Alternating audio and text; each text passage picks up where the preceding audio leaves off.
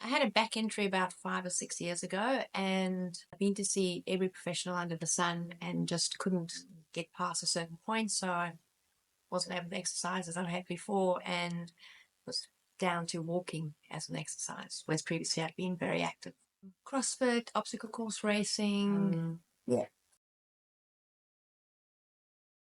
Well, it pretty much changed my life. I've always been an active person, and I couldn't do normal things like run after the kids or help my girls practice netball, pick up the washing basket, just general everyday chores. Affected my whole life.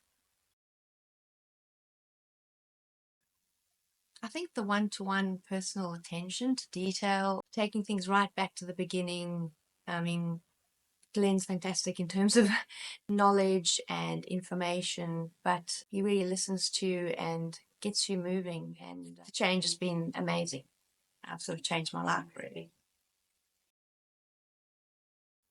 I think it was the moment I took my kids down to the netball court to throw a ball around, and I could actually run around with them, throw and catch the ball, pick up a washing basket of wet washing instead of asking for help from my husband. Just everyday life. And also back to exercising again, squatting, front squatting, back squatting, some things I'd never thought I'd ever do again.